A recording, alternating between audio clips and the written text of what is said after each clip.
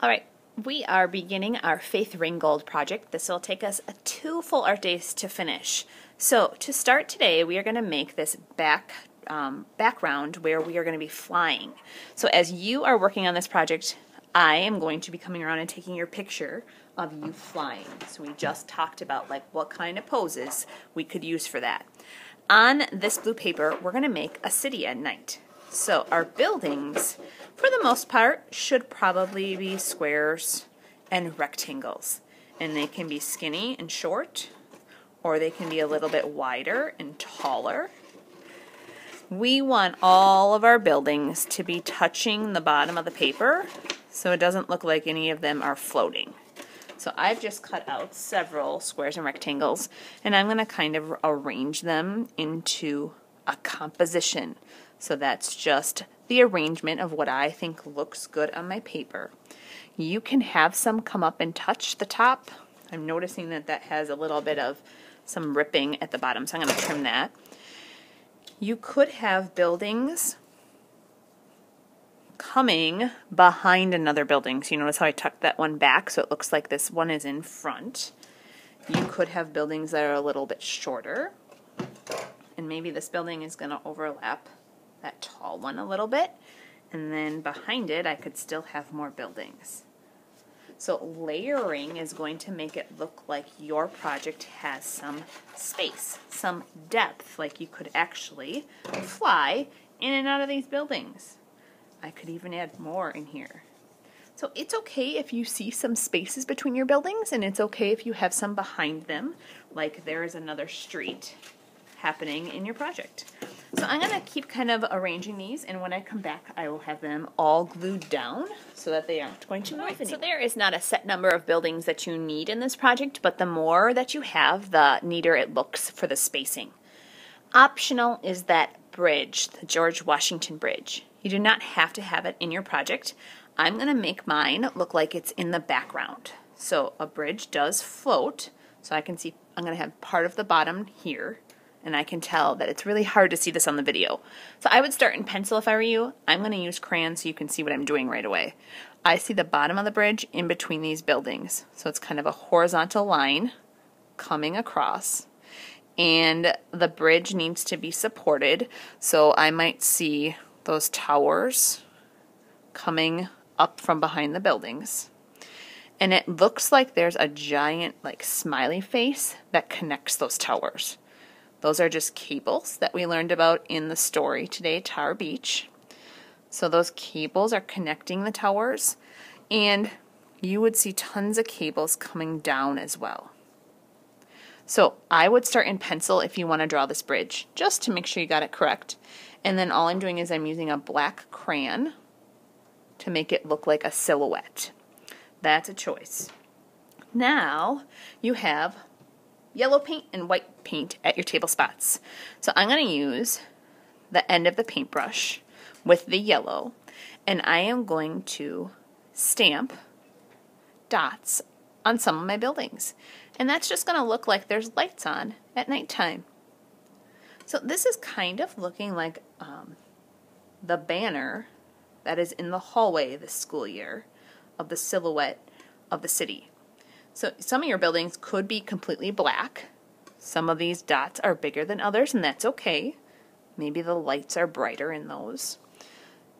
So have fun with those dots. If you wanted some of them to be white, you could. Or you could save the white for the sky, and the white could be painted into a moon if you want a circle or if you want a crescent. You could also use the white, and I'm going to use this back end again for kind of stars in the sky. So I would say stars kind of have a whiter look to them. Again, you could use the yellow. Might see some stars in between that bridge. When you are finished, this part's going to go in the drying rack, and we're going to save it for next week to actually make our quilt part and to cut that picture out of ourselves to get us flying in our city. So when you're finished, drying rack, and that is all for today. All right, we are on to our quilted background for this project. We just finished our city And now we have a white paper, and we are going to make this border look like a quilt. So if you have a quilt at home or if you've seen one, quilts are made up of a bunch of different colors, shapes, and patterns of fabric. So I have at your tables a variety of different papers. Some are painted and some are plain.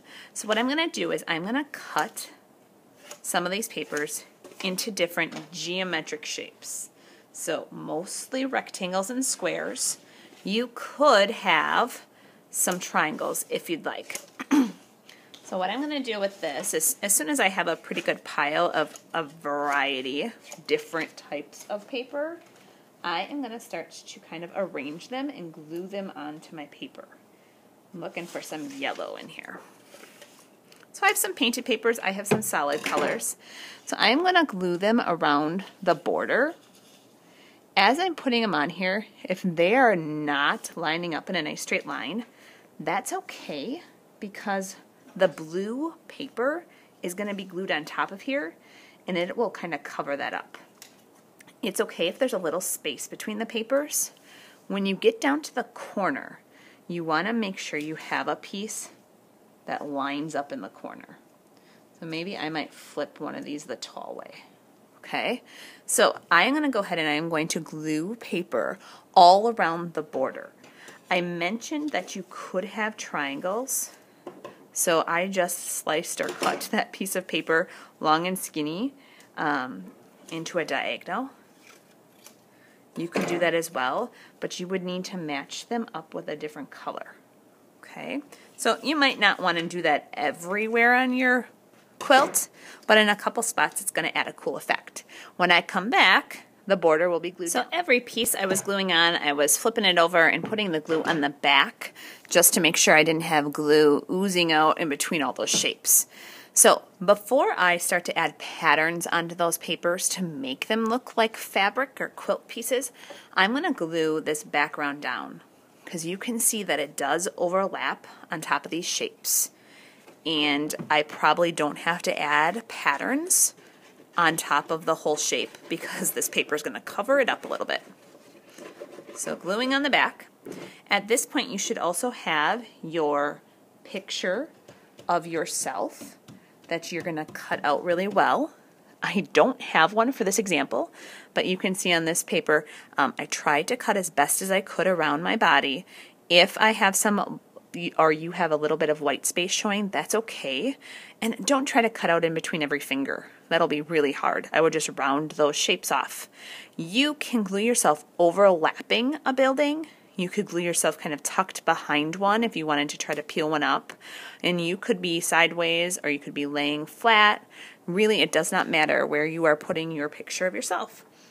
The markers, the skinny markers, are to add patterns on top of your shapes. So this is kind of the part of the project where kids get lazy and they don't really want to do this part. This is what's going to make your project really look like a Faith Rinngold story quilt.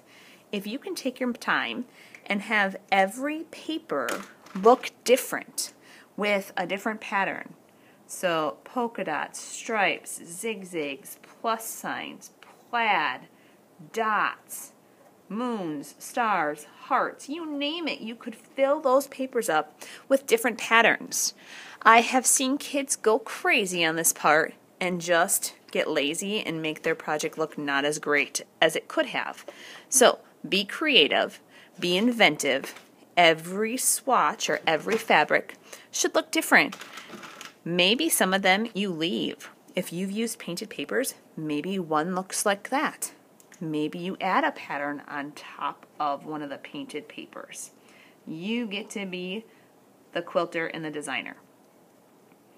Last finishing touch on this project is to find a black marker and to add tiny little lines to make it look like this quilt was stitched together. So I'm adding these lines between all those shapes.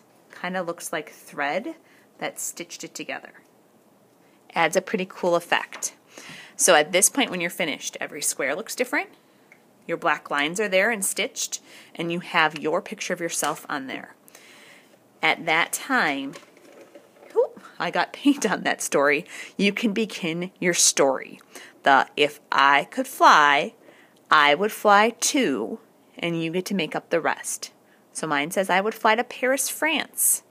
I would fly over the Louvre Art Museum, and it would be mine forever. I could walk through the museum and look at all the artwork. I would make sure to keep the Mona Lisa safe for everyone to see. If I could fly, I would have a house in France and a house in Monroe, and that would be amazing. And I signed my name. Your story might not be as long as mine, but you need to have a nice story about where you would want to fly to.